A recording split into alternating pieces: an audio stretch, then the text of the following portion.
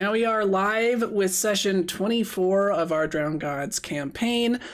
We had an action-packed episode last time, and so there are no Akalupu notes this time.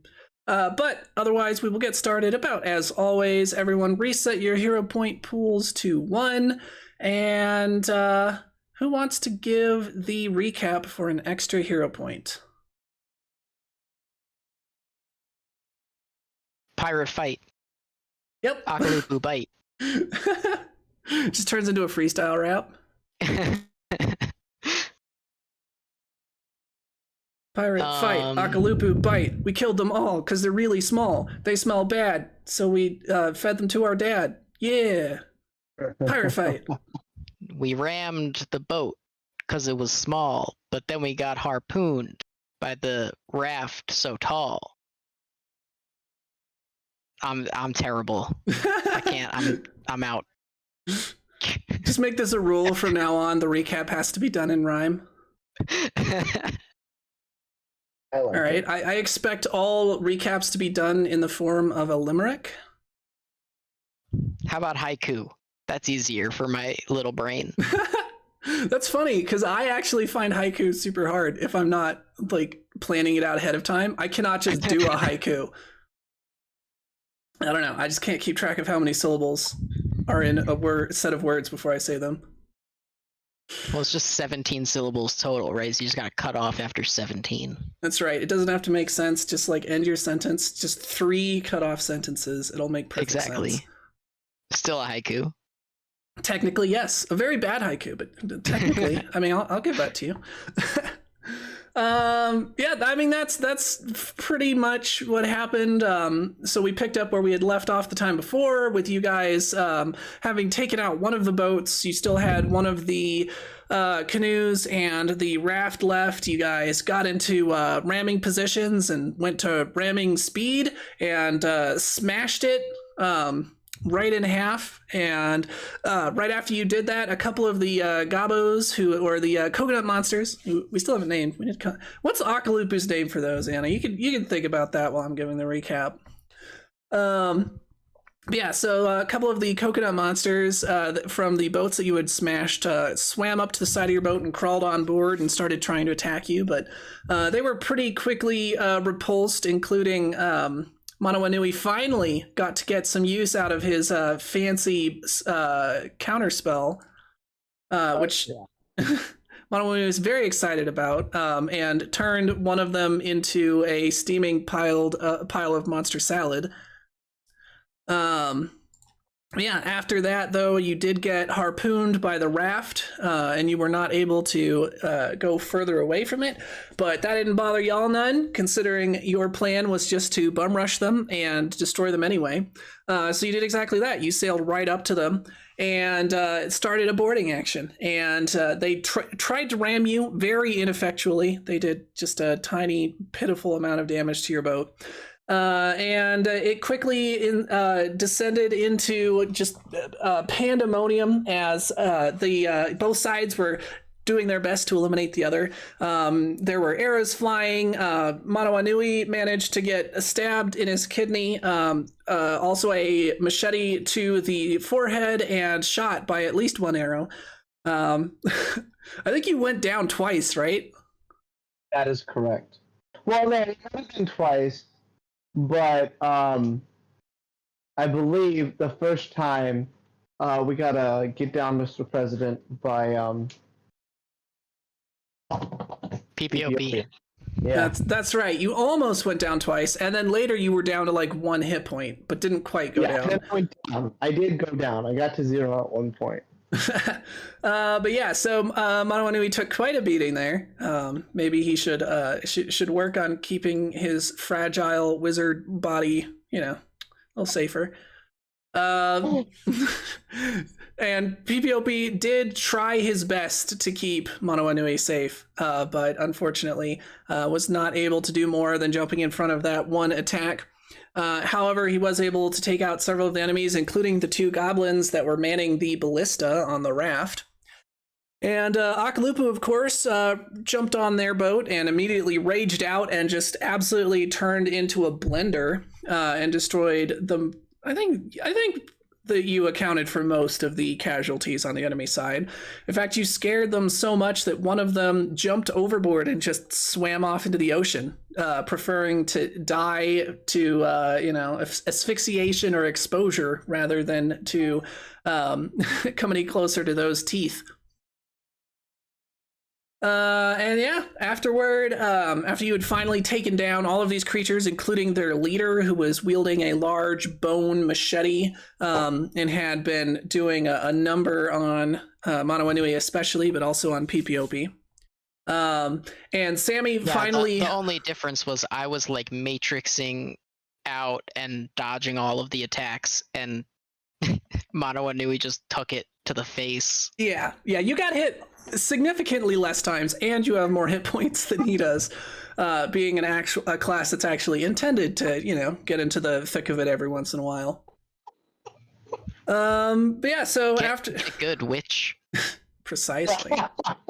Hey, Sammy barely got touched. Just saying. I mean, Sammy was also, at a safe distance. Yep, and Sammy getting attacked is a war crime. She's just a healer. That's true. Even though, to be fair, for the first time, at least I think it's the first time in a combat that you guys have done, she actually did dispatch one of the enemies. She used her prehensile hair to pick up one of the monsters and break its neck. And that's scary. Yeah, and she then immediately followed that up by being sick over the side of the boat. So she wasn't a fan of that. Yeah, and then you guys have kind of settled down. You've done a short rest to recover your stamina and to do some healing.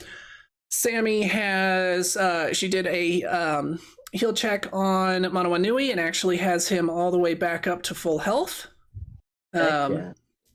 And you guys are just kind of finally your breathing is starting to get back to a normal level as the adrenaline and exertion of the situation is starting to subside. And you guys are still tethered to this large raft.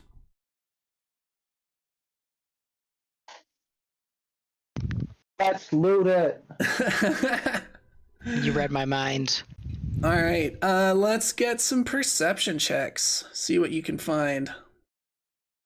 Don't you roll our perception now? For some things. For something like this, y'all roll it. 16. Not bad. Where's... Oh, I can't... /R1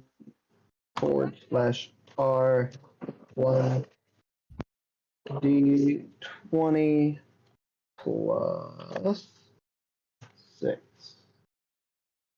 That might be, yes, that is not 16. Hey, 16. All right, looks like the 16s have it. All right, are you trying to retrieve anything from the 2 canoes that you smashed and are now mostly just debris floating around? Or are you focusing on the raft? I'm mostly focusing on the raft, unless something particularly catches my eye. You know what I mean? Unless there's something particularly noticeable, if that makes sense. I'm not actively looking. There's a tiny little monkey, like the size of a rabbit, sitting on a plank of one of the canoes that you destroyed, giving you guys the double middle fingers as it slowly floats away. Wow. I hope he enjoys dying in the middle of the desert. Not, the desert of water, that is. The desert of water. Yeah, water everywhere, but not a drop to drink. Exactly. I mean, if he drinks it, he'll go crazy. That's probably what happened to the little coconut people. They just went crazy because they drank too much ocean water. So you theorize that as you guys are watching this monkey slowly float away. And then you climb on board the war raft to kind of check it out. So this is significantly bigger than your boat, as you can obviously tell. Unfortunately, it has a minimum crew of 8, so you will not be able to crew it yourselves. However, if you would like to try and tow it with your boat, that would be possible. For the future when you do have 8 people. You guys got to make some friends. slaves. Yes, friends. But yeah, so this guy, this guy is a Goblin War Raft. It has sail and oar movement. I did not update the description because it's not a bone outrigger. I wonder where I borrowed the sheet for this. But yeah, so it's got a couple of sails, a large one in the front and a smaller one in the back. It is still steered by a rudder, so it's basically like a big hockey stick sticking out the back, right? It's not something with a wheel or anything fancy like that. It is a manual process where you're just turning an oar in the back. There is a little bit of a divide between the above and below sections, so it's got some very small cabins. However, even for these coconut creatures who are smaller than you, they would have to like crawl around under there. There's very little space. Y'all would have to essentially lay down an inchworm through if you wanted to use the under area. Obviously, in the center, that's a PPOP specialty, the slither. Yeah, absolutely. Of course, there is a mounted weapon, the harpoon gun, which is mounted on a small platform in the center of the ship. And then otherwise, it seems to be made out of very large logs, larger than any of the trees on the islands that you guys come from. Exploring it for loot, you do find, of course, plenty of corpses and viscera dripping throughout the area. Akalupu licks his lips at that, I'm sure, and burps a little bit. Fetid chump. Fetid chump. Oh yeah, if you guys want to increase your supply of fetid chump, there is plenty about, and it's not even fetid yet. You know, you get the to chum is in the water. That's true. There is like the ocean around you is turning red and sharks are coming, but you're in your boats, so unless they turn out to be aggressive flying sharks, you're probably fine for now. It is slow, 50% of average. That's exactly the same speed as your boat. It has 5 modification slots, all of which are empty. If it were repaired, it has a max durability of 40 hit points with an armor of 10. Whoa. However, its turning is 2 hexes, so you have to move 2 hexes before you can turn 45 degrees. Searching through the storage, you can see that 2 of its slots are filled up with materials. So these are tanned hides, which is something you're not familiar with. You're familiar with hides, but not the process of tanning. So the fact that these are somehow preserved in a good state for a very long time is interesting to you guys. And there are also 2 slots of supplies. It has a total of 8 storage slots. And keep in mind that this the supplies are for the max crew. So that's enough food to feed 20 people for one day. With there only being 4 of you, obviously that's quite a bit more. Searching around, there are, if you want any of their weapons, they have these little bows. They're about the same as the one that PPOP has. So it wouldn't be an upgrade for you, PPOP, but if anyone wants more, or if you guys want to restock on arrows, you find, let's say 50 arrows in total. If anyone wants to grab some arrows or some bows. Wait, was I supposed to be keeping track of arrows? Yes. That's news. Okay. Wait, arrows don't just magically summon out of the ether and, you know. There's actually a setting for that in Hero Lab. There is, but because this is going... Adding items is optional. You know, I don't know if you store them separately, but in this case, because the game is supposed to be a little bit more like survival-y, I want to keep track of those sorts of things. So, you know, you will need to like craft more arrows if you run out, that sort of thing. Also, as an offshoot of that, keep in mind while we are handing out this loot that, again, I want crafting to be a fairly big part of this game. So, you know, in a lot of games, it would be like, oh, cool, here's your next upgrade, the Sword of +2, and it does 2d6 fire damage, right? In this case, instead, you're mostly going to find either broken or mundane items, and y'all should be keeping in mind what kind of stuff you want to craft. And then when we have our downtimes, that's when you'll be able to create better weapons, like Manawanui's staff of +1 that he doesn't use because evidently his tiny little baby boy fists do more damage. I'm just kind of not saying it makes sense. Right? PvP is very offended. I No, would be too. He's like, oh, my staff, I left it in my room. I can't go get it in combat. I'm sorry. The staff that was leaning against the mast that was right next to you while you were being stabbed in the head. You know, with all the trauma, I just didn't even think about it, you know. You know what? You know what? I'm right there with Sam. You know, I'm like barfing over the edge. I'm sure. You know what? Give me that staff. I agree. Whoa. If you're not going to use it, Whoa. I have plans for that staff. Okay, I'm gonna eventually put it into a sick wizard staff. Oh, so I'm not. So my craftsmanship isn't good enough for you. Give it back. No. It's the base. You know, it's like you've created a really awesome base to in Magify. Okay, what? Just give it here. 1 second. 1 second. Yeah. I hand it over. I whack him in the head.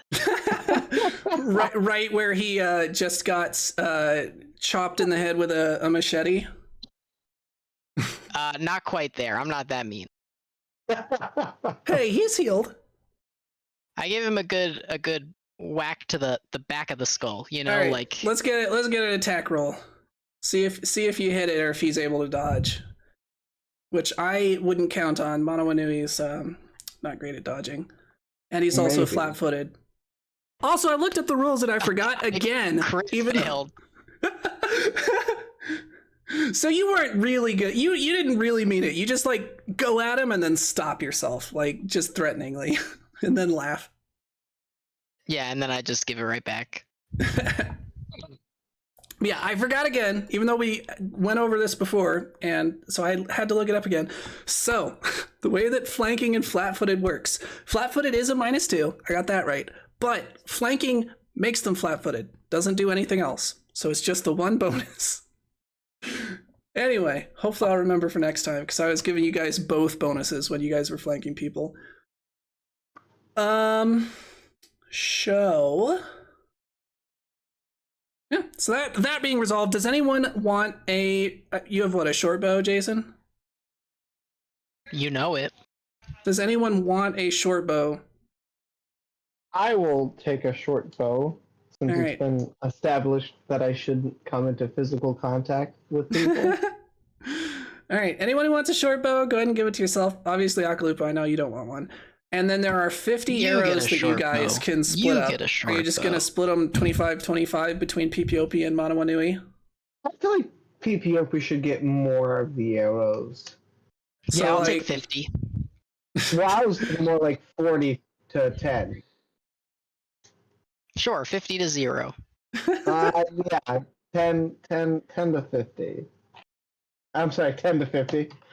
Yeah, I just, You're just gonna summon them out of... You know what? You can have the 3 arrows that you got shot with. You know, just pull them out of your body. Those are yours. On the house. I feel like they should have some sort of, like, blood magic with them, since, you know, I was attacked with them. That's how it works, I'm sure. Exactly. But yeah, and then if anyone wants any bone knives, they're exactly the same stat-wise as the wooden knives, so it's the 25% chance of breaking. Also, that's another thing that I realized I didn't do last time. I was not doing break rolls on their attacks, which I should have done. So, my bad on that. If I forget again, try to remember to remind me. By the way, Manawanui, I'm adding 40. I was just messing. I figured. Oh no, I'm untrained with the bow. That's weird. Even a short bow? Even a short bow. Well, one of them had a crossbow. A light crossbow. Well, let me see if that makes a difference. Crossbow. there's just a regular crossbow. There's a hand crossbow, a crossbow, and a heavy crossbow. Well, these guys are small, so we'll say hand crossbow. Okay. For you. It was a full-size crossbow for them. That's weird, because I'm trained on a crossbow, but not on a short bow. I mean, to be fair, Kind of crossbows hard to, are like- easier to use. That was Yeah, a you know, large like part of the point point. and shoot. Yeah, it's like guns. Yeah, I mean, that was the two big advantages of crossbows, was their ease of like training soldiers to use them, and then the added power from the ability to use like cranks to really get some power behind the shot. Anyway, so there's plenty of those bone knives, so if anyone wants some knives, you can go ahead and grab one. Like I said, their stats are the same as the wooden knives. And then there is the machete that the ostensible leader was using. Does anyone want this big old bone machete? Is that the one that was lodged in my head? That is the one that was lodged in your head. If no one else takes it, Akalupa will take it. Okay. I was gonna say, if no one else wants it. I know I'm not the one who would be like the best to wield Well, like, it, I guess, what are the stats on I it? feel a kinship with it. Kinship with it. I don't even think you would be trained in being able to use it. I don't even So. what would it be called? So it would be the same as the others, where like we're just skinning an existing weapon. Yeah. So that should be just like some sword. So let me look. What makes sense? Got like a bastard sword, a great sword, a long sword, a 9-ring sword, a sword cane, It would be a glaive. a glaive. Isn't a glaive a spear? Is it? Probably right. Did you hear Sort about the of. guy So who it's got in like trouble trying to go through the airport because apparently his cane was a sword cane and he claims he had no idea? nice. Kopesh. That actually, I think, makes more sense anyway. I love a Kopesh. I So want is it now. Oh, there is a machete. There's an actual machete. Well, We'll make is it. that We'll make it a machete? big. We'll make it a big stone Kopesh made out of some creature's like curved claw. Yes. Because Kopesh are cool. They're sick. Oh, I wow. want one. All right, and that Kopesh actually has the trip feature, which is pretty nice. It does a 1d8 damage, and let's see what rune does this thing have on it.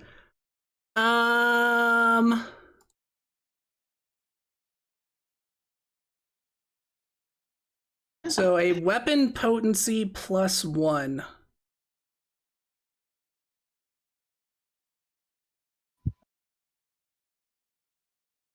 I'm still trying to figure out how to add this. I think PPOP is taking it. Oh, okay. He can have it. No, I don't think so. You don't want the Kopesh? Then I can't use my twin feint attack. Yeah, you can. It just says 2 weapons, right? Doesn't say it has to be daggers or anything. The Kopesh is one-handed?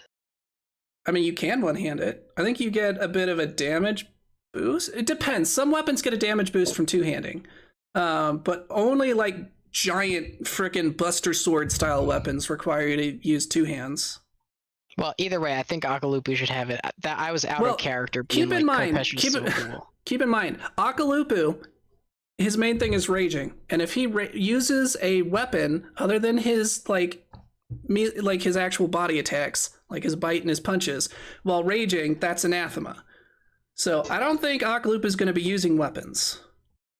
Yeah, I mean, I really would only use it in very rare cases. So, like, it really would be better if someone else had it. Oh, in that case, gimme. All right, and then for a property rune, it has Frost, which it didn't seem that the character was using, and you don't know that yet. But as you mess around with the weapon, you'll find out that you're able to use your innate powers because, you know, you're a hero, so all of you have are special. to activate an ice ability on it. So it deals an additional 1d6 cold damage on a successful strike. On a critical hit, the target is also slowed 1 until the end of your next turn, unless it succeeds at a DC 24 Fortitude save. So that's a property rune for Frost. Cool, cool. Why is it impossible to add gear anywhere? Are you in build instead of play? No, I was in play. Do I need to be in build? Yes. Play is just for like running your character, and then build is where you actually do edits. Gotcha. Fair though, I was in build and I was still having trouble finding how to add things, so they kind of moved things. Yeah. But yeah, so what you want to do is go into build, go into weapons, hit the plus, find the Kopesh, which is under the martial melee, which you should be able to use. They're all red. And then you're not able to wield those. What do you have as a rogue?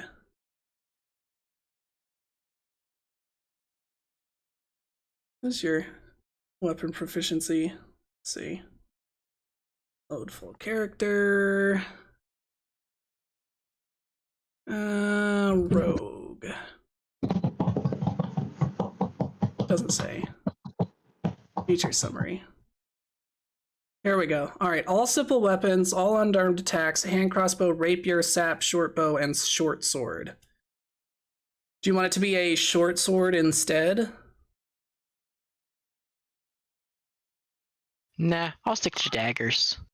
All right. Well, you guys might want to keep that. It'll probably at least be good for trading to somebody. Because it is a pretty nice magical sword.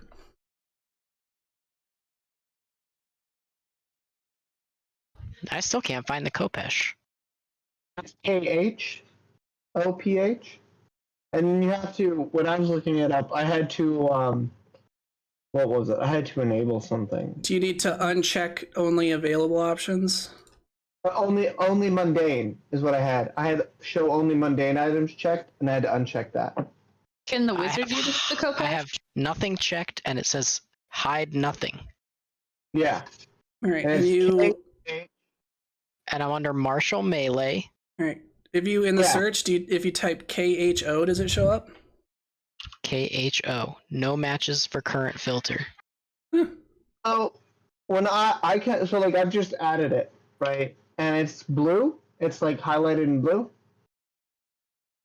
Very weird. We'll figure this out after. Yeah. Because I mean, Kopesh is a normal weapon, so I don't know. Well, check show GM approval items. Yeah. So that's what I was about to say. Or uncheck hide if GM approval is needed, because Kopesh evidently requires GM approval. Yeah. It's unchecked. I have it. And you see something called a clan dagger. It should be at the top of your list.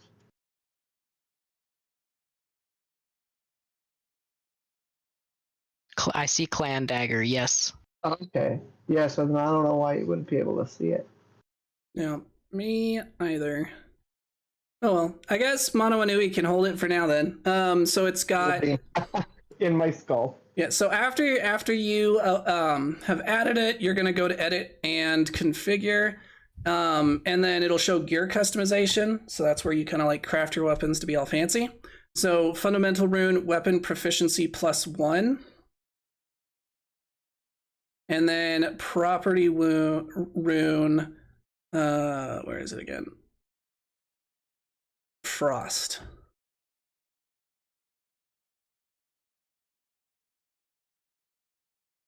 All right. You do also find a few other things.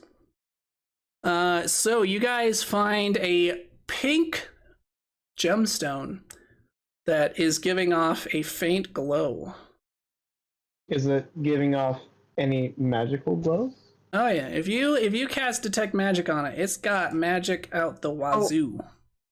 I have I don't know how this works, but as an innate there we go, innate spell, I have detect magic.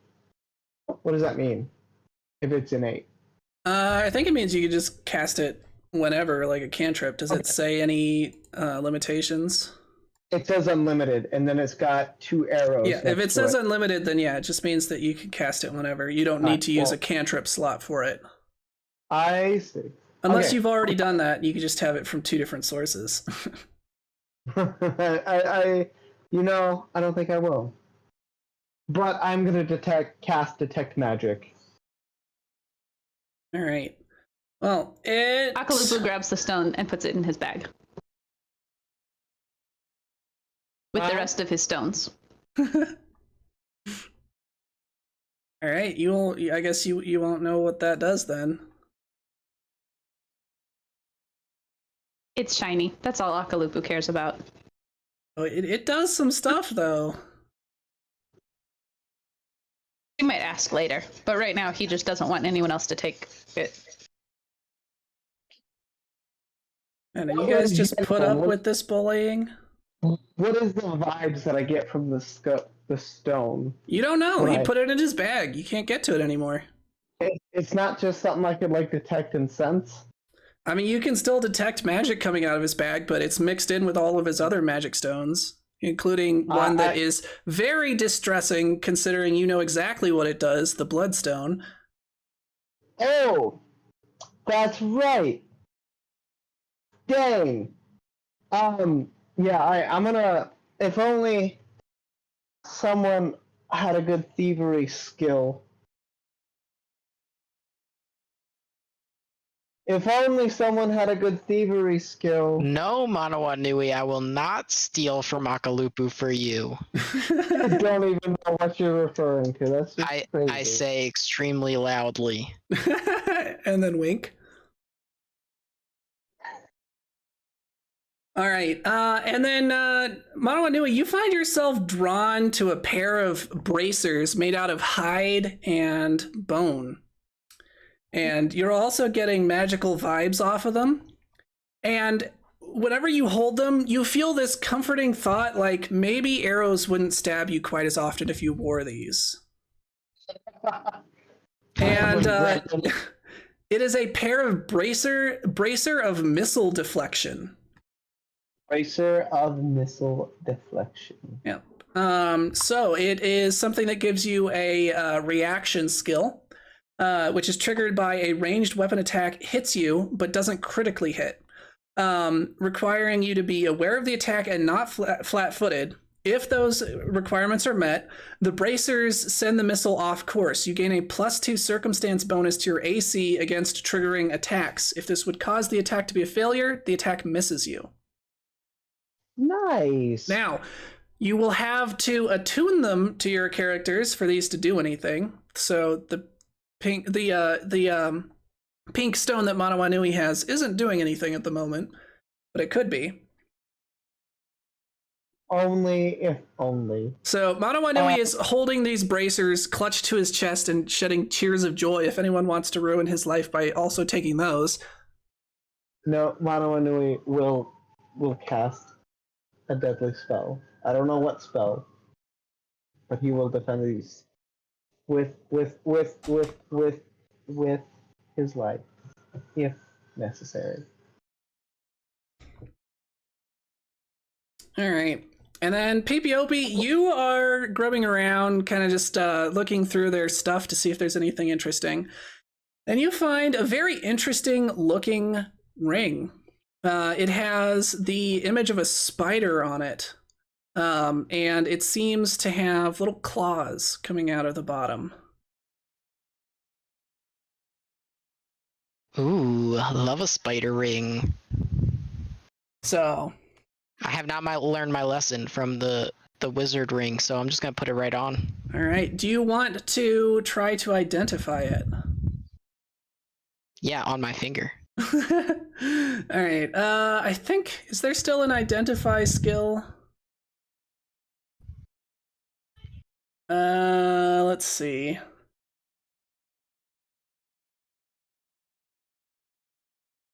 Doesn't look like it, so it's probably a crafting check if you want to identify it yourself. Or you can get Or if you want to ask Sammy, because I wouldn't trust Manawa Nui right now. I agree with that. Really, We're in a bit of a kerfuffle. it has never done anything to harm any of you guys.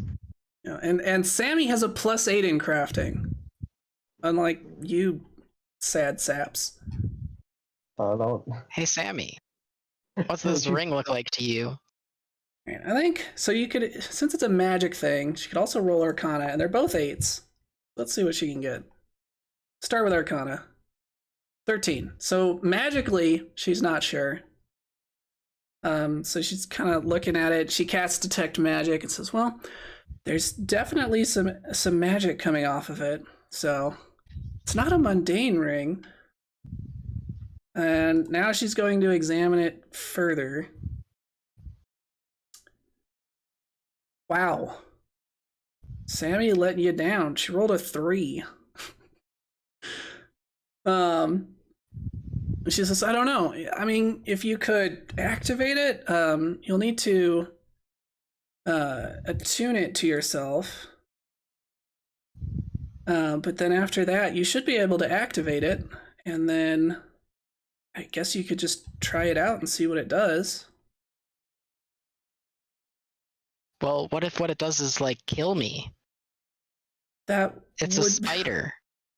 Well, I can say at least that given the magic that's coming off of it, I don't think it does damage. It's not evocation or necromancy or anything that I would associate with, killing people. And what is attune? What does that mean? So you will just need to spend some time wearing it, basically, and just think about it. Basically, take a short rest, and then it'll work. So this one might not even need to be attuned. Ring, attune, power, go. Okay, usage is just worn. Okay, so it looks like this one's just good to go. So you do so that. Did I activate it? So you try to activate it, and it doesn't do anything. She says, "Huh, I guess it's just a static effect. It looks like it's already working. Maybe it has something to do with those spikes on the bottom." All right, Manawa Nui, what you think? All right, Manawa Nui, arcane or crafting? Let's see if you can figure out what this thing is. Well, my crafting's only a +4 and my Arcana is a +9, so we're gonna go with Arcana.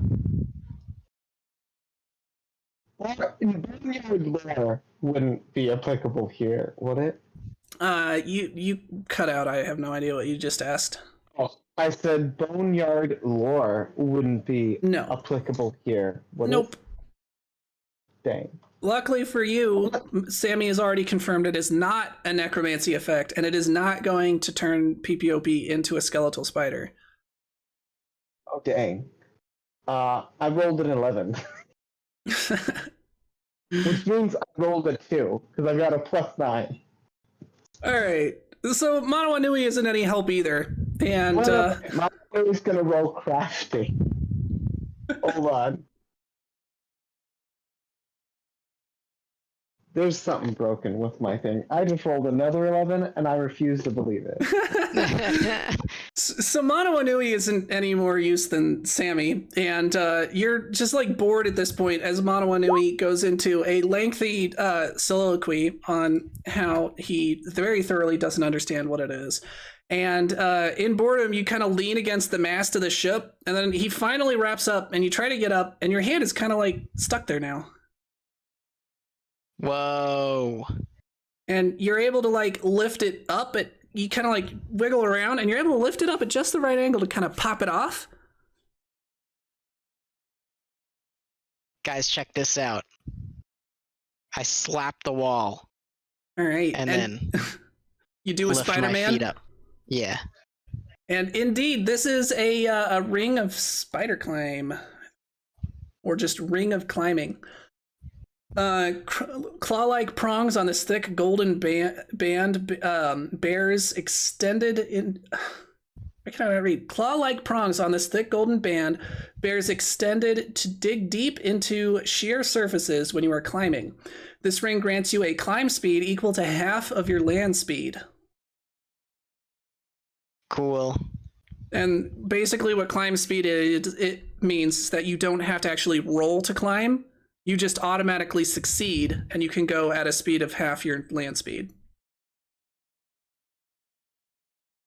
Nice. Yes, indeed. You are able to Spider-Man it up now.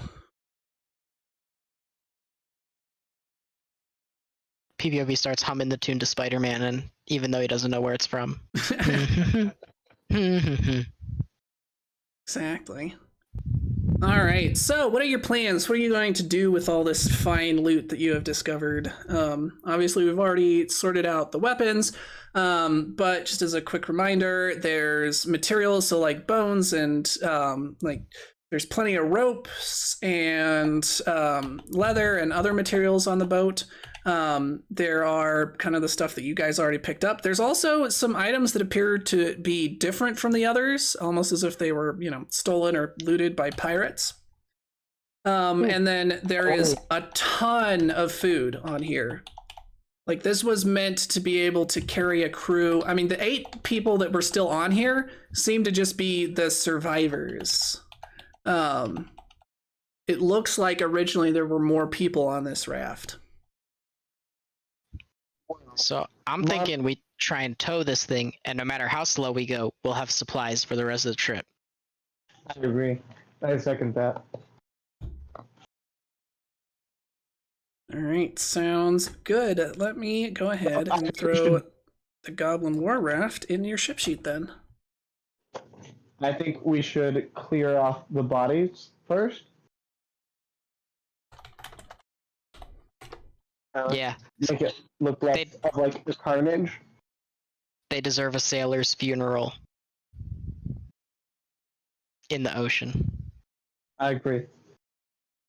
Unless someone wanted to make bedded chum out of them. I mean, you have plenty of extra storage slots. There are 2 empty storage slots on this boat. This is true. Akalup wants their skulls. He'll let you guys do what you want with the rest of them, but he wants their skulls. He wants their what? They said stones. Like soul. I mean, he does have that bloodstone. Bloodstone. Oh my gosh. Mono and we should carry around a bloodstone. Oh, you'll have to ask Topple for one. You gave the one he gave you back. Mawanui, if you would like to feed your pet bloodstone, there's plenty of blood around. Yes. Akalupu will definitely be doing that. He's like, all right, guys, don't worry, I got this. I can clean up. Just vacuuming up all the blood. Exactly. All right, you do that, and its glow increases significantly. It had been getting rather dim from the lack of feeding, but it is now glowing about as brightly as a candle. Actually, more like a few candles. It's like 3 lumens at this point. I've never seen a stone like that before, except for when Akalupa picked it up the first time. That's so weird. All right. Hello, innocent people. So as you're cleaning up, you guys run across one other thing. It appears to be the log of the ship. And it is written in a mixture of pictograms and a language that you do not understand. It seems to be a very crude language, only able to convey the most basic of information. If you guys want to, you can spend some more time examining it to try and figure out what the actual text is. Most of the writing is ruined by the blood of the creature that was clutching it. And it also has some scorch marks around the edges, which you will note you guys did not use any fire magic. Tentacles, yes. Fire magic, no. But just looking at the pictures, you do see a few things. You see a picture of what looks to be a representation of the raft going across the ocean. And you can see that it seems to have some sort of destination in mind. And in fact, you see that it has 2 destinations, one that is closer and one that is further. The closer one is a very crude drawing of what you can only imagine is a woman's breasts. with extremely elongated nipples. You're not sure why. The other one appears to be some sort of volcanic island. You then, flipping a little bit further forward, can see them like getting closer to the pair of breasts. And then you can see lightning and fire shooting out of the breasts and striking the ship, and little goblins looking terrified and running around. Several of them are on fire, others are dead. You can see that in this shot, there are 4 different canoes alongside the raft. And you can also see up in the sky winged horned figures with long sharp fangs and coiled snake-like tails shooting laser beams out of their eyes at these poor creatures as they flee. And I should say they are winged 4-legged flying creatures. So I think we all understand where this is going. Yeah. I'm scared of my mommy. Well, have you told people anything about your conversation with Loki? I believe now is the right time. Since now we know that this is not necessarily a fun family reunion type of vacation. Yep. So yeah, just so y'all know, Mom's a horse. Well, sorta. Gave me a map to this place, which appears to be full of fire-breathing unicorn Pegasus monsters. And that's what you missed on Glee. That seems. What? How does that work exactly? Yeah, that's a good question. So I was talking to Loki. He said she looked like a human woman. And then she was not a human woman. And also I was born.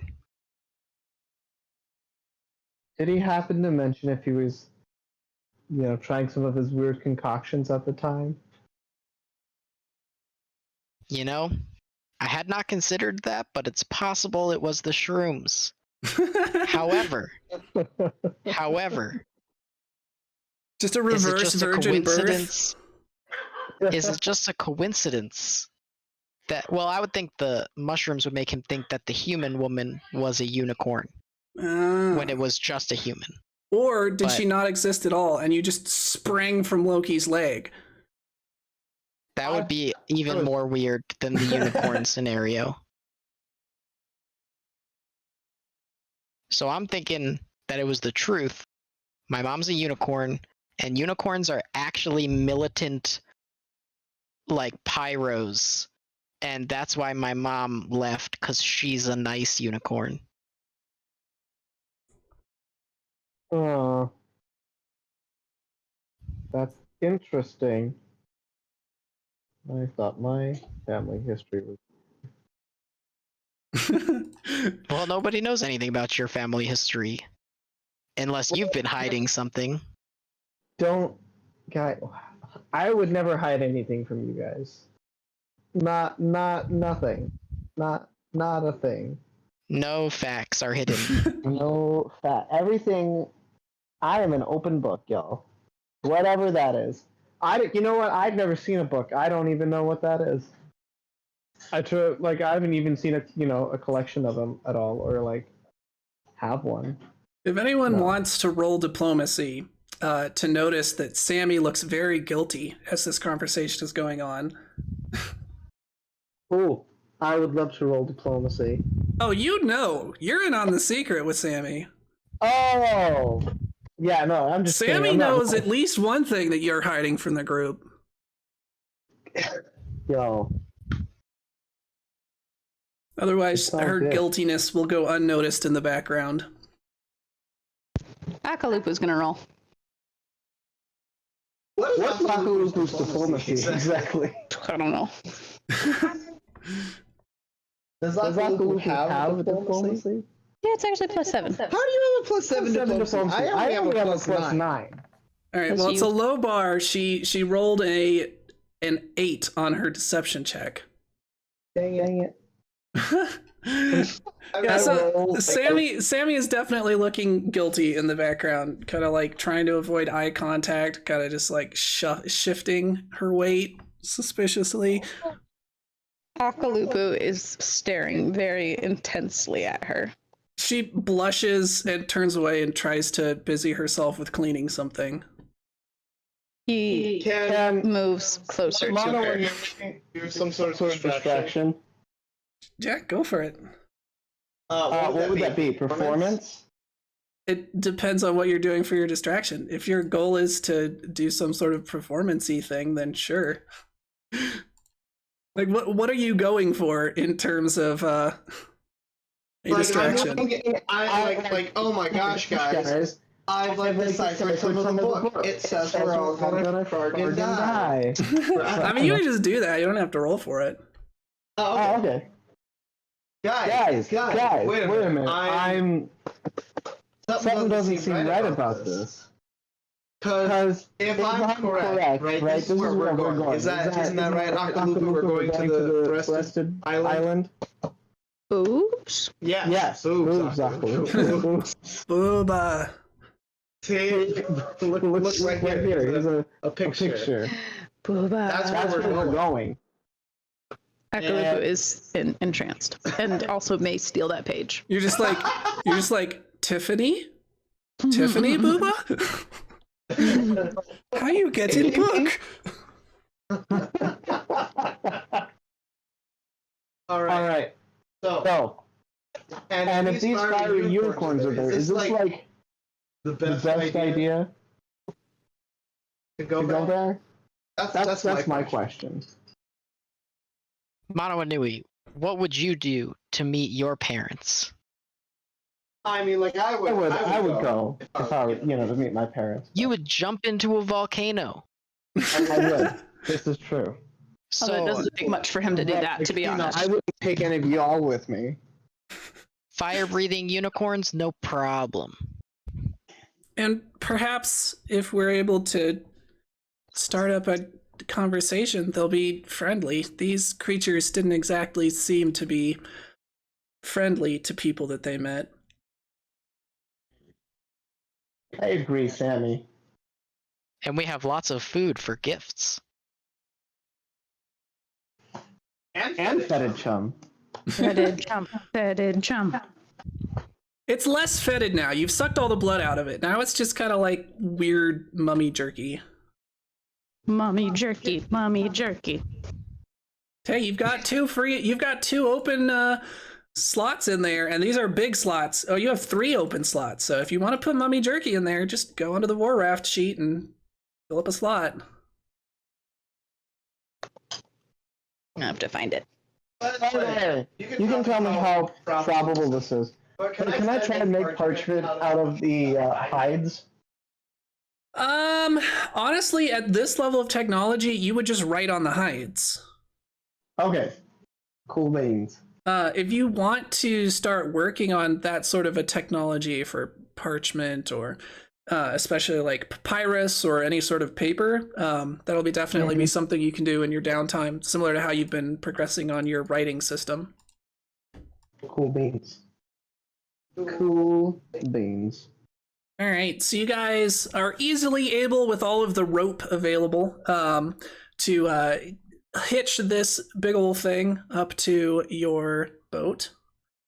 And now comes the long and arduous process of having your speed halved once again.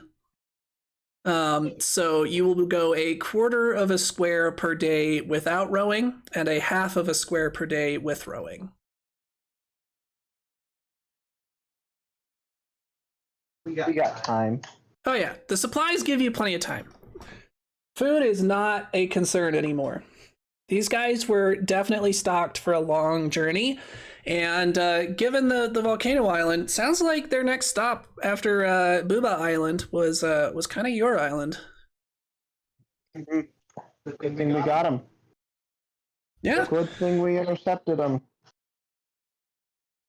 exactly. Especially since you guys disabled the protection that your island has had all this time, and turned him into a giant alarm.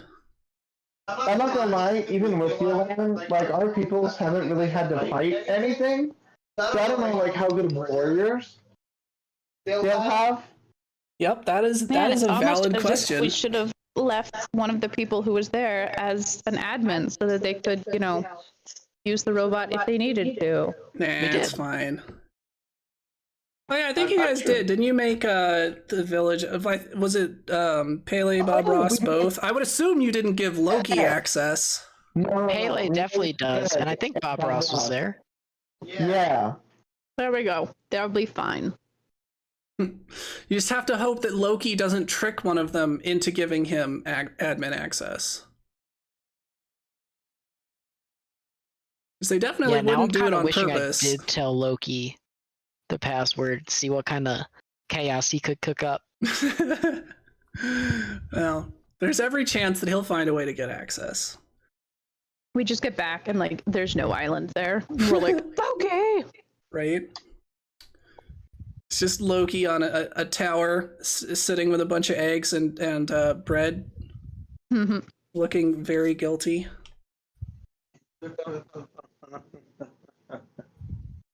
All right, so yeah, you guys are able to get underway again. So, are we anything else you want to do, or shall we begin rolling for those good old sea checks? I'm gonna cast Detect Magic to see if there's any other magical items on the ship that haven't been stolen. It does not appear so. Okay. Well then, I am good. All right, so let's get the current state of your weather. And yeah, a glaive is like a spear with a sword on the end, basically. Oh, quick question. Could we try to extrapolate where Volcano Island was in relation to where we are and Booba Island? Well, you know where Booba Island is, and Yeah. Volcano Island appears to be Outset Isle. Oh, I thought that's where they came from. You know, the whole volcano that was like the center of the entire start of this story? There's a lot of volcanoes, I'm sure. Oh, there are, for sure, but no. They were headed past, there was 2 stops, first Booba Island, then Volcano Island. So considering that you are heading toward Booba Island when you passed them, I think, yes, you can extrapolate where Volcano Island is. Cool beans. So currently we have a slight breeze with mostly calm seas, with somewhat favorable winds. So let's start with getting the rolls for weather. I guess that's fine for today. So we just need a navigation check from PPOP. Which I roll, I forgot about that. Survival. Oh, yeah. +7 on your survival? Yeah. Yep.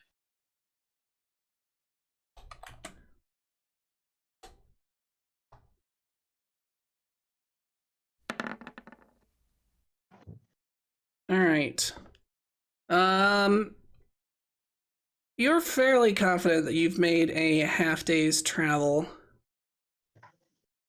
That's the wrong button. Toward the west. But you are feeling, a little distracted by things, so not super confident. Wonder why. Wonder what would be so distracting. Right. All right. Let's do 2 days at a time just to speed things up from here on out. So you guys got a way to go. So let's do a weather roll. So that's 2d100s. Quick question. During this, can I be trying to, like, what's what I'm looking decipher their writing? Yeah, you can definitely work on deciphering their writing. Even though you don't have a ton of free time when you're not having PPOP stand over you with a whip. Row.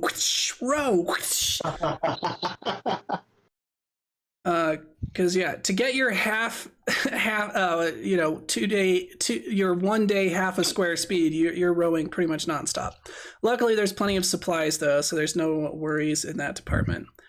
All right, so 56.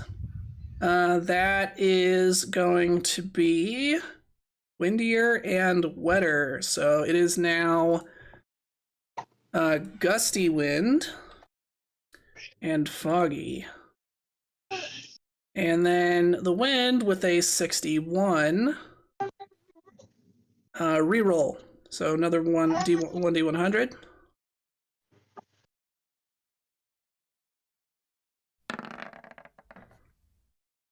All right, a 52.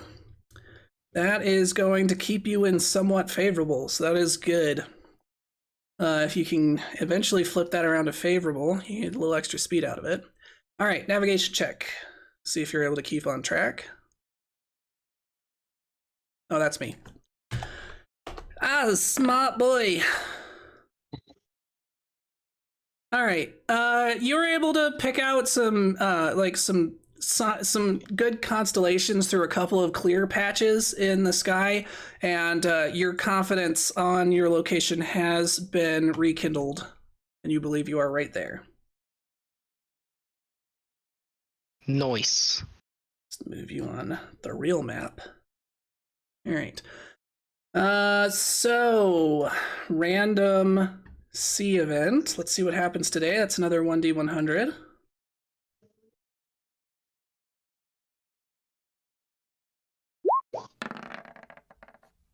All right, a 30.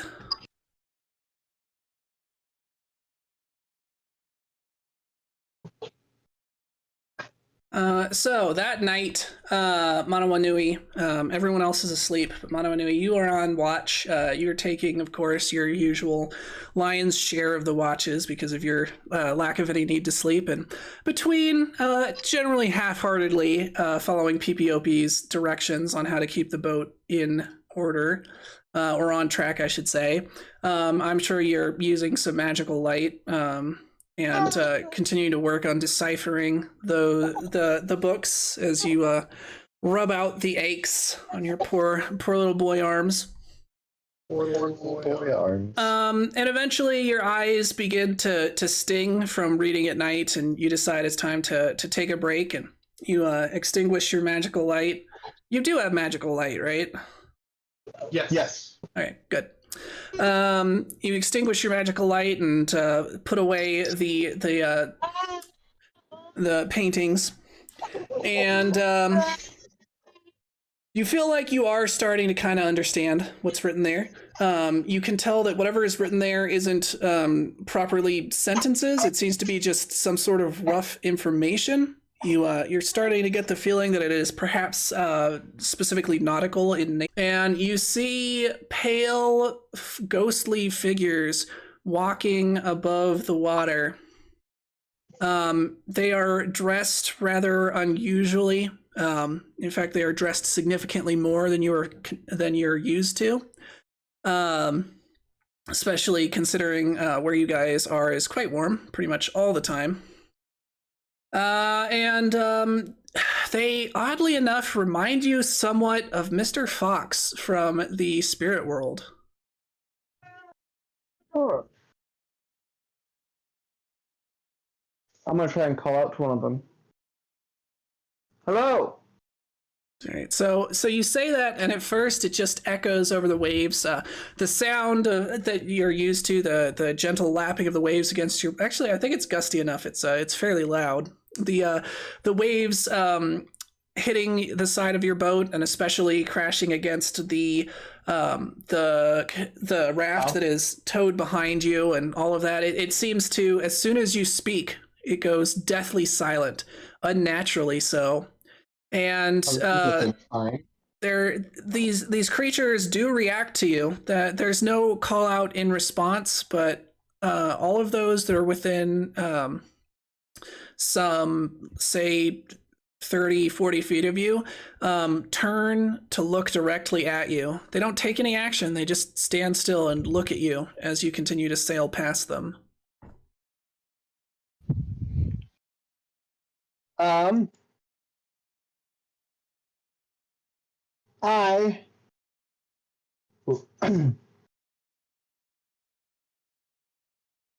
going to cast Ghost Sound Message. I'm going to cast Message, which has like 120 feet range, and cast it so my voice is right next to the closest ghost.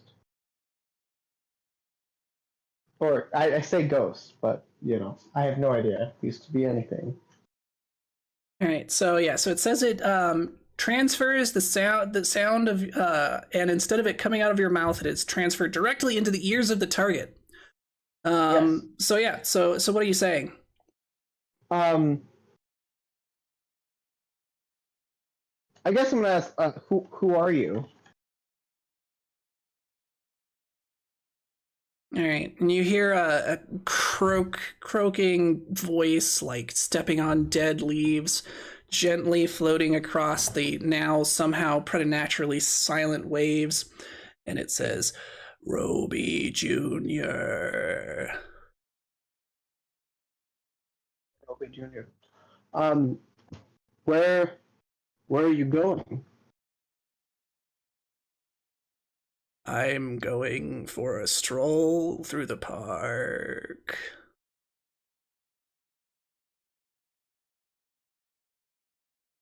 But there's just ocean.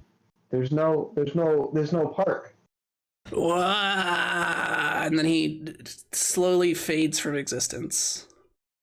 Oh dear, that killed it.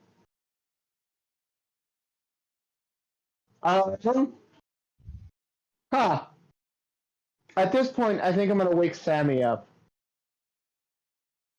All right, so Sammy is asleep, curled up in a ball. She generally sleeps in the fetal position, just in like a corner of the ship, making herself as small as possible, which is not hard considering she is very small to begin with. Sammy, wake up. What? There's She sits up, rubbing her eyes. There's people walking across the water. So she looks out and kind of is taken aback. She kind of jumps slightly and is it the ghosts like from Papaya? I don't think so. Cause they are they flying? They appear to be walking. They're just kind of walking across the surface of the water. They're not touching the water either. They're just like walking. But not like the ghosts on Papaya. No, they look very different. The ghosts on Papaya, if you remember, were like all weird looking. They had sunken, sallow faces with these like, Right. long distended jaws and these sunken eyes that just ended in black pits. And they looked like very gaunt humans from like their torsos, almost like someone who was starved to death. But then instead of feet, they kind of just entered in like kind of these floating, not quite Casper tails, but kind of like that. And then you also remember that their chests opened up into stabby centipede legs. You had firsthand experience of that. Quite vivid memories of that. Yes, but no, these look just like human figures. They're dressed weird, but otherwise they look pretty normal. I mean, they're also, ethereal and glowing, but you know what I mean? Their shape is that of a normal human. Yeah. They're human images, at least. Yeah, no, they're I don't know. They just look, I don't know. They're not like those ghosts. They seem like real people. Do you want to maybe roll Boneyard lore? It's relating to dead things for once. Oh my gosh, 100%. I don't know why that wasn't my first thought. That is indeed what I'm going to roll. All right, I got a 17, and I have a plus 11, so that's like a 28. Nice. I realized Anna got me these physical dice, and I haven't been using them at all. I was like, oh my gosh, Terrible. perfect opportunity. I know. I think you need to break up with him, Anna.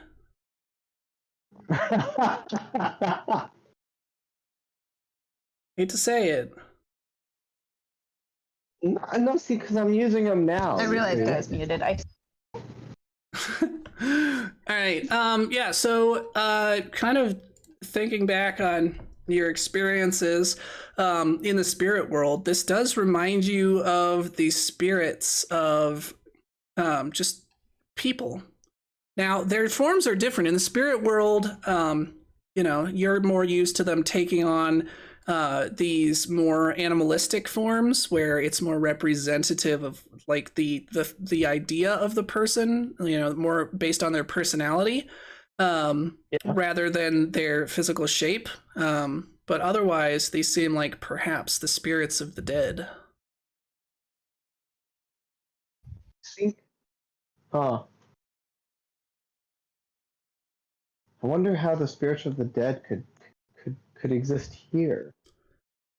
Well, I mean, we know that there are two ways to the spirit world, or perhaps there are two spirit worlds. It's very unclear, but we have what we saw the evening when that crow and the mouse saved us in the forest, where it was up in the sky, and then of course where you went, which is said to be under the ocean. Perhaps we're near another entrance to the spirit world, and spiritual energy is just leaking through, causing these to materialize. Huh.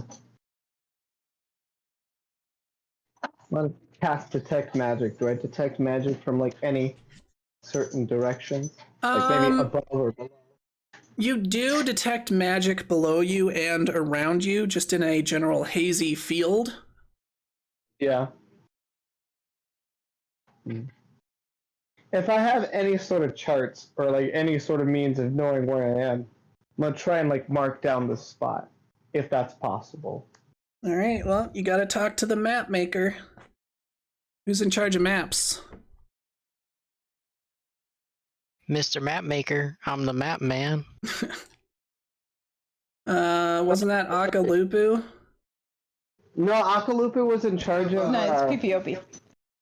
Yeah. Akalupu was in charge of stories. There's a ship storyteller, lore master. All right, let's see. Boats. Something like that. Where are the boat rolls? Here we go. Oh, that's in combat. Pretty sure we wrote down who's doing what on the boat. Here we go. All right, Jason, navigation checks, manages the map and the current ship's location. So yes, that would be PPOP who is in charge of the map. All right. I'm gonna go wake him up. PPOP. Yeah. Hey, buddy. But Can you tell me, can you mark down the spot where we're at right now? Is that something you can do? I'm awake. Yes. Can you mark the spot? The spot. Whoa, I'm awake. What spot? And at this point, you could definitely see the ghosts just walking around you. The ones that are near you are still like stopping and staring until you pass by. And PBOP, if you want to roll perception or navigation, you might notice something as a skilled navigator of the oceans that the others haven't yet. Perception check. Coming right up. 12. I'm still groggy. All right, well, this is actually a pretty obvious thing. There's more you could have gotten with a higher roll, but you notice that the sails are completely slack. There's no wind. There's no wind. And if you, And following on to ghosts. that, would like to look at other things, you can. Well, first I'll mark down on the map with a ghost symbol. little ghosty. Little Snapchat symbol. I don't know how to actually add to the Let's see. role-playing environment, though. I'm pulling up a ghost for you. Let's see. And then controlled by all players. Save. All right, you guys should be able to control that ghost now. Oh, I love them. Ooh. That's perfect. Well, actually, probably it's here, more like, because we're approaching them. That's how out. Oh yes, it is indeed adorable little ghosts. Okay, so I look around, I mark the ghosts, I'm now fully awake. I notice the sails, and now I'm like, what the hell is happening? So I'm gonna roll another perception to see if I wake too. All right, much better. So you also notice the strange lack of any sound. And looking around, you notice that the ocean has turned glassy smooth. There's no wind. The ocean doesn't seem to be. There are no waves. The water around you doesn't seem to be moving. In fact, it appears that perhaps it is not you who is passing the ghosts, but the ghosts who are passing you, and that you are completely stationary.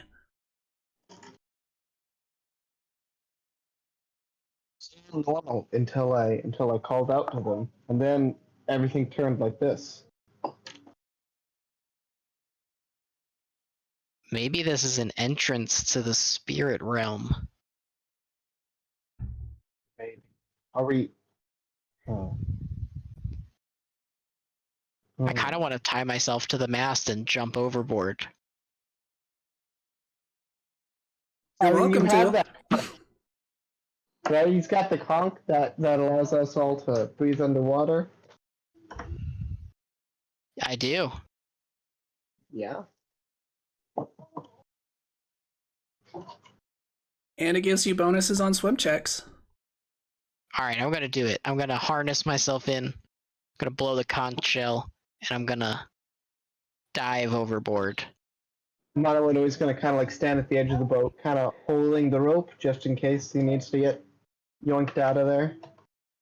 All right. So you jump overboard, and it feels very similar if you remember back to when you went down the whirlpool, where the water felt like you could feel the temperature, but it didn't feel wet. And it seems to be very still, but you feel a current or a suction. You don't feel movement in the water around you, but it feels as if something is drawing you downward, very strongly, actually.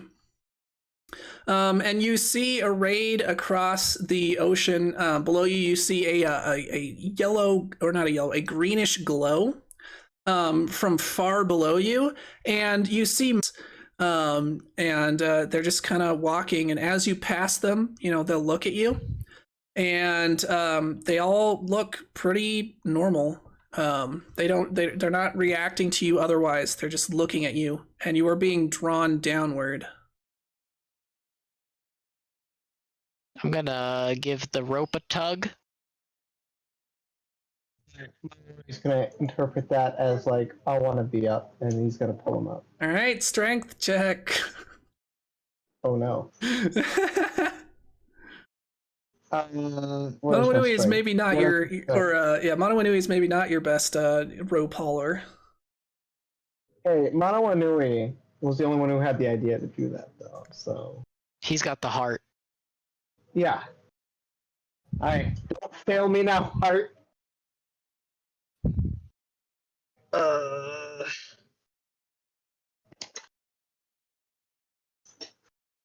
13. All right, you try to pull on the rope, but it is pulling harder than you're able to counteract. So you have two choices. You can either go overboard or let go of the rope. I'm gonna go overboard. Because I have heart. All I do right. not let go of my friends. And you can breathe underwater. You still got the Triton's conch. Yeah, this is true. So you PBOB, you yank on the rope, and you feel a brief amount of resistance, and then you hear and it's odd. You wouldn't expect to be able to hear much, but you do hear above you, not a splash, but more of a blorp. And then you see Manawanui now also under the water with you, also being dragged downward. Yeah, he has. But Manawanui's holding onto the rope, by the way. Oh yeah, I assume so. At this point, Sammy squeaks. That's what pulled you under. Yeah. At this point, Sammy squeaks quite loudly as Manawanui is just suddenly jerked overboard. It's just she goes over and just starts like shaking Akalupu. It's like, Akalupu, wake up!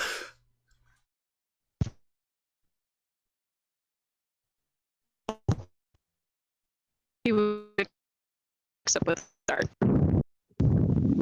All right. So you see around you the ghosts and all of that, and also a rope rapidly playing out its coil. Y'all did tie it to the mast, right? Yes. All right. So luckily, at least there's that. But then she's like, PPOP and Manawanui, and she's just pointing at the rope.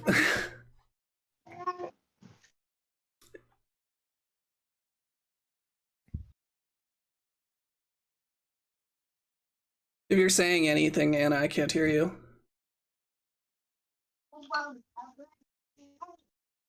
Hello. Can There you you guys go. hear me? Yes, you're back.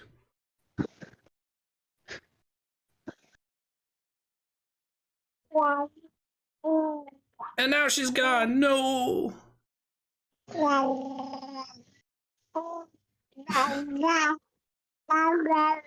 See, Hadassah can save you guys. Told you it was an upgrade. It doesn't help that she's giving me like this big old smile. Yeah. She's just like, ooh, daddy's gonna die. Goodbye. That's right. By the way, for context, Adam walked outside with the doggy. That's why I That'll do it. All right, so Akalupu does not wake up very well. He's still groggy. Y'all are being dragged further downward. You guys can try and either like wait until the rope plays out and then do more strength checks to try and haul yourselves up, or you can try and do swim checks to swim back up against the force drawing you downward. Or any other third option that you can convince me makes sense. I was actually thinking untying myself from the rope and just going back to the spirit realm.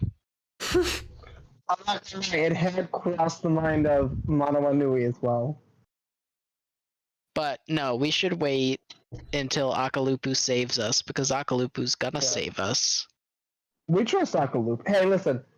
I trust that Akalupu wants to save us as much as I wanted to save PPOP. And we already went to the spirit world. It's probably not a shortcut to the next island. Even if it was, we wouldn't have our ships. Yeah, and you wouldn't have any idea what exit would be nearer to the new island. Yeah. But yeah, so you guys are drawn out. Eventually, you are stopped with a sudden jolt as the rope has finished completely playing out. And looking down, you can now see the glowing object much more closely, and it appears to be a huge bubble that is stuck at the top of some sort of an underwater thermal vent. Not that you guys know what that is, but that's what it is.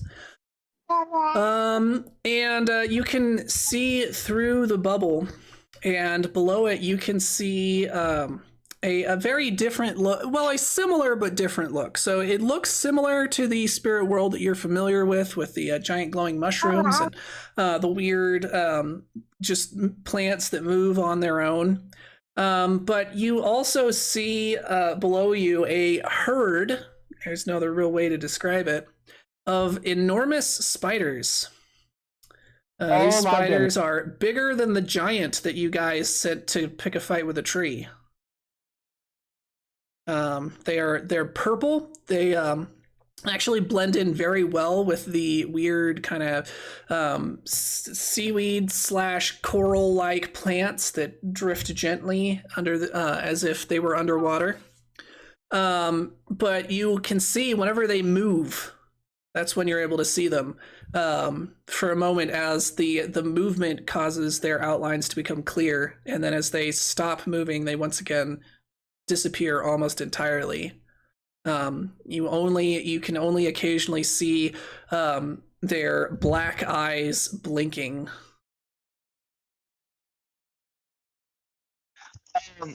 Seeing this, Manawanui is going to try and inch back up the rope. All right, are you doing a strength check, or are you going to try to swim? You do have a bonus on swimming from the Triton's conch. I'm going to try and swim. Did you ever add the Triton's conch to your character sheet, Jason? It's on my paper character sheet. Is it also a Hero Lab item? Yeah. That probably makes sense. Yep, you can just add it in there. It would be under magic items.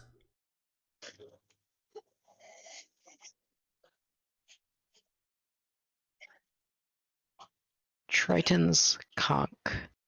Add. Nice. Yeah, so you can see it gives you a +2 to your athletics checks to swim.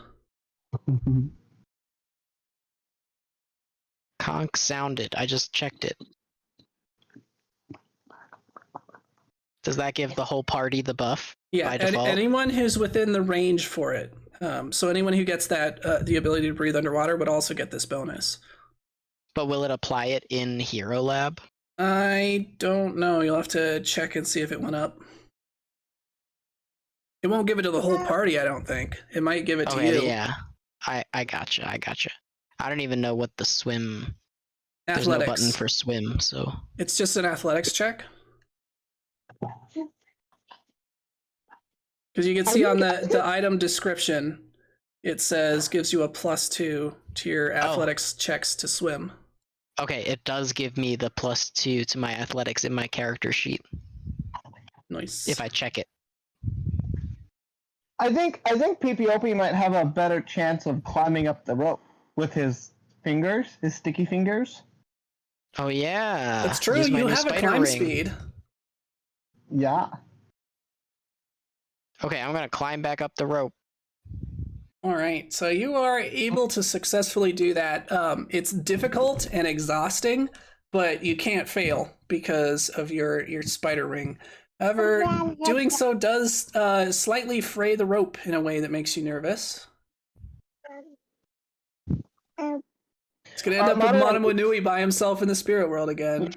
And Reginald's not here to swap bodies with you this time. You're screwed. I know. All right, PPOP, you are back up on the boat. Wait, Sammy Manawanui can't grab onto me? There's no way you're strong enough to carry both yourself and him up the rope. Okay. Against that force drawing you downward. Not with your strength of like, what, +2 or something? I wasn't sure if it was like tractor beam rules where 2 people are the same weight as 1 person. No, it's a force drawing you downward. Is gonna try and swim. Or do you want to wait now that PPOP is back on the boat and could try and haul you up? Because swimming will require you to let go of the rope. Wait, did he not take the rope with him? He climbed up the rope. He's not but he's tied to the end of it, is he not? That's true. At a certain point, once you get about like a quarter of the way up, and the rope is like bent around to where it's now at the point where Manawanui is holding onto, you'll have to untie it from yourself if you want to keep climbing. But now I'm at Manawanui's height, so we could talk this out. I think I'm gonna just untie myself, climb the rope, and haul you up and see what the hell Akalupa's doing. Yes. Okay, hold tight. Yep. Just get me away from those spiders. Hold tight. So I climb up, and then I do a strength roll right away. I just go for it, and I rolled a 14. All right, you're able to make some progress. Sammy will try to help you. She's like, as you get up, she's panicked. Like, she's clearly not strong enough to haul on this rope. She's tried already, and she's trying to shake Akalupu awake, but Akalupu is just drooling, and he's just like, "Yeah, I could eat more. Pass me the peas." So let's get a check from Sammy and see if she's able to help out at all with her +0 strength. Oh, dang, she rolled good. She got a 17. Woo! All right, so between the two of you, you are able to drag a now spluttering, and the effect of the conk's or Triton's conch has worn off. And Monowanui has been holding his breath for an uncomfortably long time, but you are able to drag him back on board. Just gonna spend a minute coughing and heaving. There's spiders. Giant spiders at the bottom of the ocean. I think spirit spiders. I think the hunch was correct that this is the entrance to the spirit realm, numero 2. Well, numero 3. Technically, there's one on your island that you know about, one on Papaya Island that you know about. But yeah, that's true. Sammy is just like racked with sobs as she's like was unable to save you guys and saw you guys go overboard and all of that. She's just like sobbing and just like shaking and like holding on to PPOP, I would assume is the closest to her. And she just like has her arms wrapped around you, your waist, and is just crying into your armpit essentially. Oh, I'm okay. Blame Akalupu. I thought you guys. I didn't think you guys were gonna make it back. Well, we're back. No thanks to Akalupu. Akalupu's like has a anime style sleeping snot bubble that like pops, and you think he's about to wake up, and then he just goes back to snoring. We should have this guy checked out. It's all okay. We made it back. Didn't get eaten by spiders. So that's a win in my book. Sammy is slowly calming down. No harm, no foul.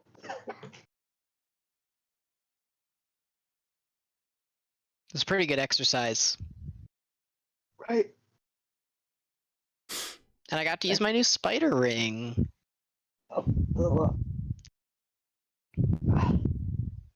So Sarah's just like, you dummy, you scared me, and you just acting like it's nothing. And go back in my corner. And she does exactly that. She goes back in her corner and curls up. Monowanui gonna go over and tap her on the shoulder, like, it's okay. Without you, we would have drowned. Or I would have drowned, at least. You did really good. He's still drowning. I'm just gonna say, at the end there, I started to go a little black, and my brain was like, yeah, this is oxygen. Right. Or maybe what you didn't know is the Triton conch makes it so you can breathe water, but you can't breathe air anymore. Oh my goodness. There we go. There's actually a curse like that. Curse/spell called Aboleth's Lung. And you could cast it on someone as an attack, right? Because if you're above water, now they can only breathe water. That's funny. That's kind of funny, I'm not gonna lie. All right, so as you guys are doing this, a thick fog seems to have rolled in, and it's to the point where you can barely see, a few hundred feet ahead of you.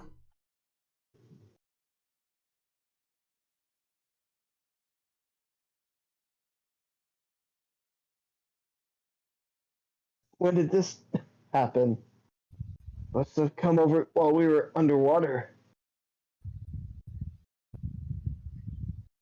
Yeah, Sammy, like, finally feeling slightly more reassured, is uncurling from her corner.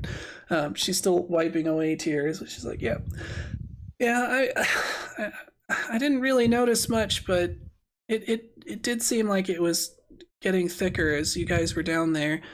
And at this point, it's pretty much hidden any of the ghost figures. Like, occasionally you'll catch a glimpse of a blue glow kind of through the fog, but that's about it."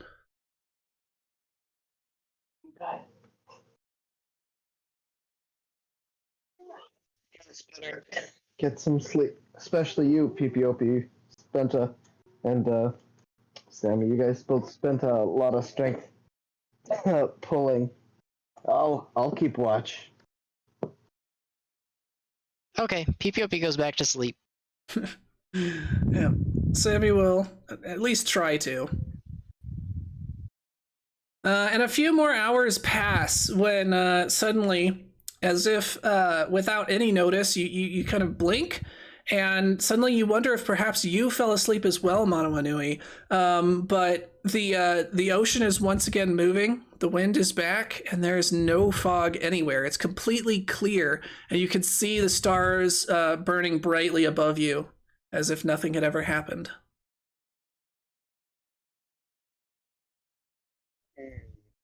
Does it look like any time has passed? I don't think you are equipped to know that. Mono or PPOP would be able to tell you, given his knowledge of the night sky. Was the moon up when this all started? There was probably about like a quarter of a moon. Has the moon moved? What could you roll to see if you remember that? Because that's not something you were, like, obviously paying attention to before. Paying attention to. Yeah. Would that be? Maybe just a straight intelligence check? Oh, there we go. Or maybe survival? Not really survival. That's not really a memory thing so much. Yeah, we'll just go with like a straight intelligence check.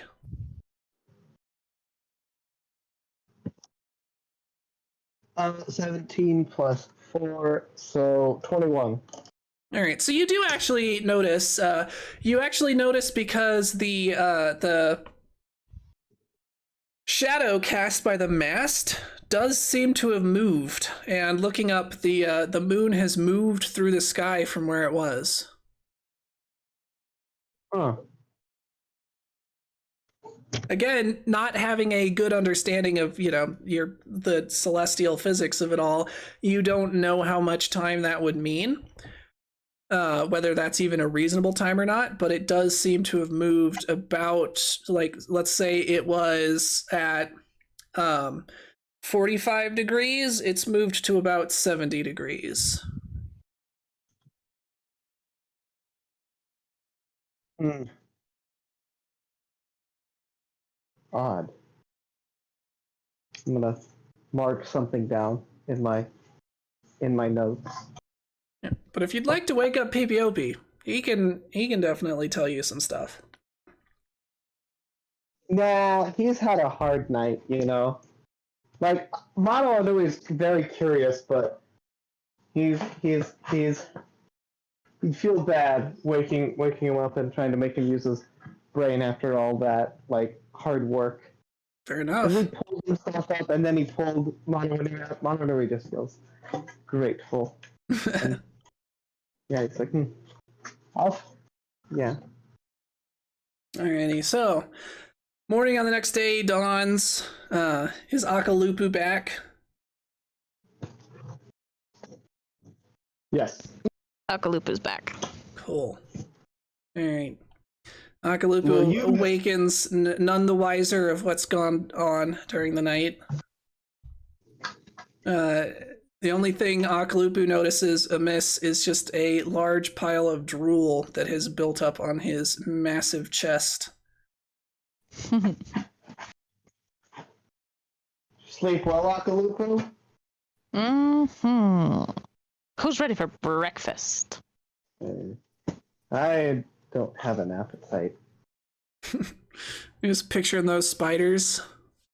Yes. Several All times night. throughout the night, you thought you saw a giant spider coming out of the water and reaching toward you, but then when you looked, it was nothing. Go just another way. One day, dude, they're coming. Now that I know they're there, I just can't. I can't go back. My life has been unalterably changed. All right, let's get the next couple of days rolls. So first, weather. As you already know, the weather has changed completely. It is now no fog. Let's see, no fog, and we'll leave it at gusty wind with rough patches. So let's get rolls to see how that changes. And we're doing 2 days at a time, right? Correct. All right, was that 30 one of the rolls, Jason? No, that was before. All right, and we need a couple of D100s for the weather.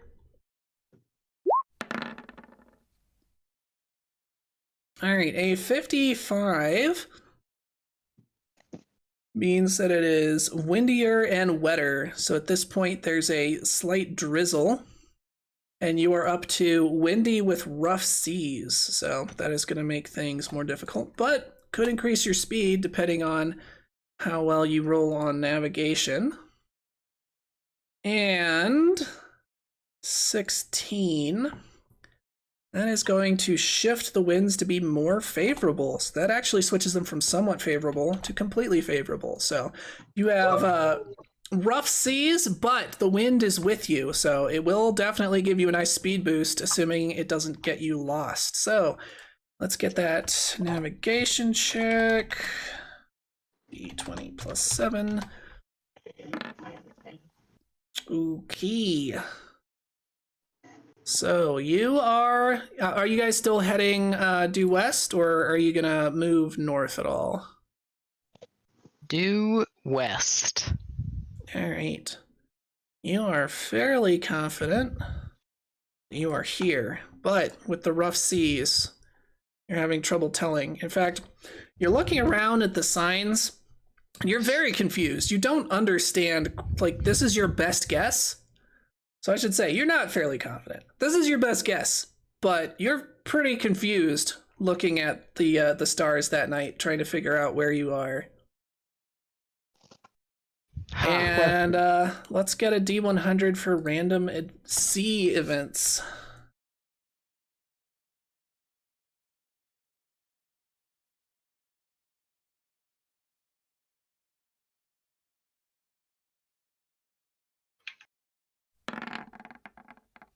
All right, a 2. It's either very good or very bad. Okay, let's roll a 1d4. See who this affects. 1. That is going to be Manawa Nui. Manawa Nui, your nerves were more shaken even than you thought. And you found aboard the Goblin ship, they have a supply of booze, not too dissimilar from the sea foam that you guys make on your island. It doesn't seem to have the same kind of psychedelic effects from the mushrooms that you put in it. However, it is significantly more alcoholic, and so you drink more of it than you realize, and you find yourself kind of wobbling and stumbling, and you fall overboard. Whoops. We've all been there. You've partaken a little bit too much monkey shoulder, and you just... Akalupu's gonna tie a rope himself and jump in. All right, Well, let's get an athletics check. See if you can swim up and grab him.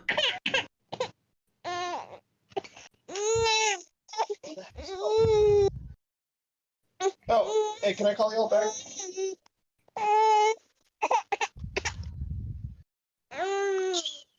Hello. You talking to us? No, he's not. All right, He's on- you gonna roll athletics, Akalupu? Too, but then the baby's also trying to choke herself with my headphone cord. Terrible. I can roll for you if you need me to. I got it. 24. Nice. All right, so you Wow. jump overboard heroically and effortlessly catch his tiny little body under one arm and swim him back on the boat. Yay. And I'm going to tie him to the rope. Wait, it was 2 days. I didn't move you guys far enough. You're pretty sure, like, you're confused, but your best guess is there, actually. All right. Yeah, so you guys do that. You guys, I would assume, split up the watches differently rather than leaving a either hungover or still tipsy Mono Anui in charge of the watches like normal. Yeah, I think I'm gonna take watch. All right, the whole night. And Akalupu will actually take a turn. All right, so will Sammy. So that'll keep anyone from having to take a fortitude check for tiredness. So next day, let's get our two 1d100s for the weather.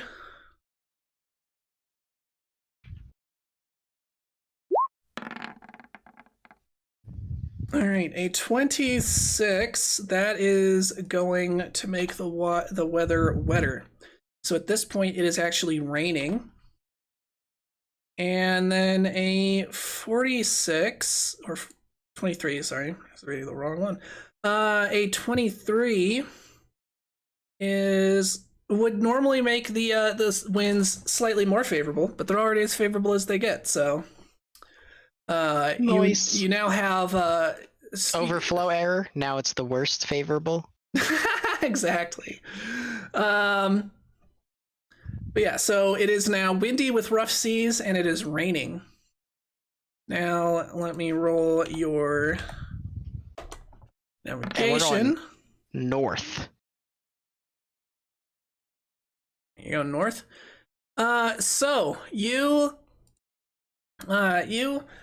are kind of like dealing with this wind, like you're kind of pulling a late night, because of the storm. You can't really trust anyone else to keep the ship on track through it. And everyone else is trying to sleep, though very unsuccessfully. The boat's not covered, so you're all being pelted with rain. The boat is rocking all over the place. When sometime late in the night, you would say probably, probably about 4 hours until sunrise, the storm finally breaks, and you see the stars above you. And suddenly it clicks for you. You locate the North Star and a couple of other things, and you realize that you are nowhere near where you thought you were. You are here. And the storm would not account for that. Yeah, the ghosties accounted for that. There's some weird stuff going on. But you are now finally have pretty good confidence in your current location.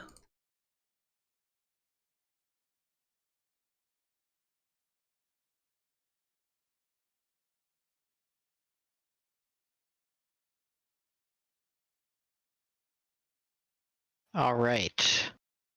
Are we rolling for another encounter? We'll consider that the encounter, unless you guys want another random encounter. If you guys want one, you can go ahead and roll for it.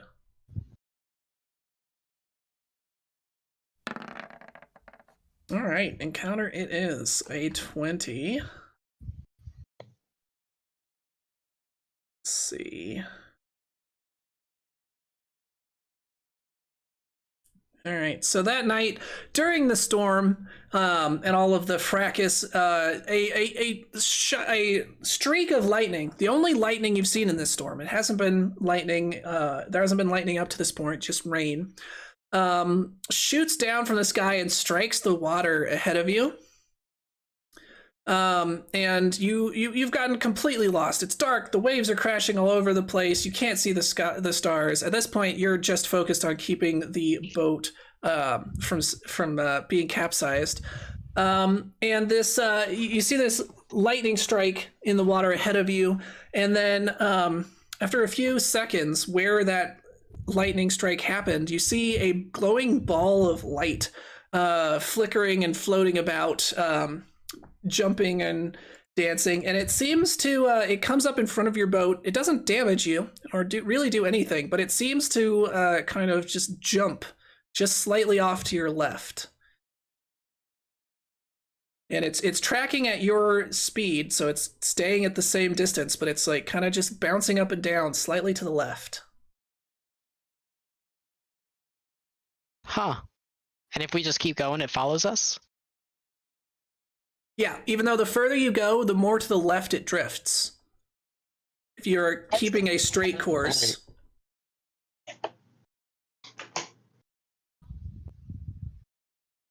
What do you guys think? Should we follow it?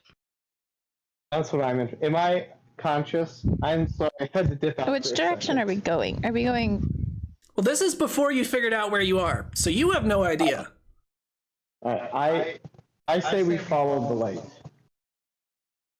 Akalupu likes shiny things. All right, so you begin to follow the light, and hard to port. Hard to port.